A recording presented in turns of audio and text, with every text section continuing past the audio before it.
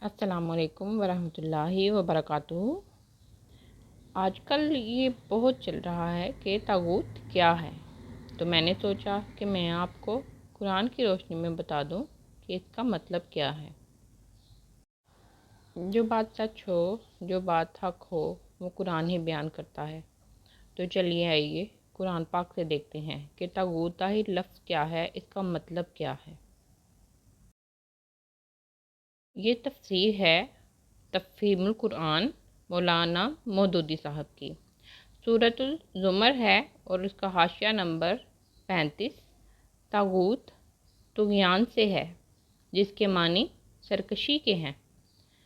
کسی کو طاغی یعنی کہ سرکش کہنے کی بجائے اگر طاغوت سرکشی کہا جائے تو اس کے معنی یہ ہیں کہ وہ انتہا درجے کا سرکش ہے، یعنی کہ طاغوت جو ہے اس کا لفظی مطلب شیطان بھی بیان کیا گیا ہے۔ کوئی بھی ایسی بات جو دین اسلام کے خلاف ہو، قرآن اور سنت دین اسلام کے خلاف، یعنی کہ اسلام کے خلاف جو بھی اللہ تعالیٰ نے جو بھی اس میں چیزیں آ جاتی ہیں اس کے خلاف کوئی بھی کام ہے وہ طاغوت کہلائے گا۔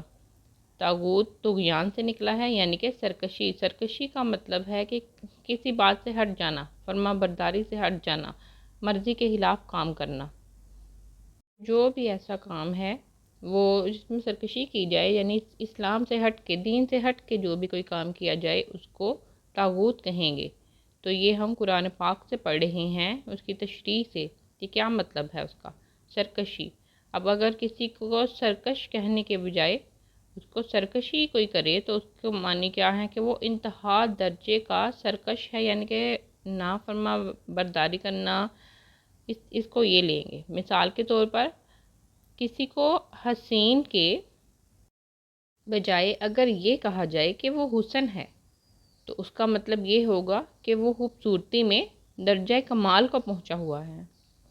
معبودان غیر اللہ کو طاغوت اس لیے کہا گیا ہے کہ اللہ کے سوا دوسرے کی بندگی کرنا تو صرف سرکشی ہے، مگر جو دوسروں سے اپنی بندگی کرائے وہ کمال درجے کا سرکش ہے، یعنی کہ شیطان۔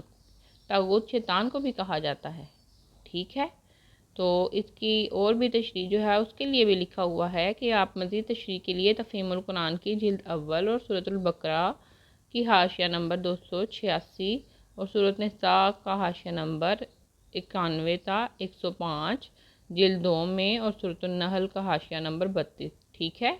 اور یہ جو ہے اس سے امید ہے کہ آپ کو طاغوت کا مطلب صحیح طریقے سے سمجھ میں آ گیا ہوگا، کیونکہ بات وہی کرنی چاہیے جو قرآن سے ثابت ہو۔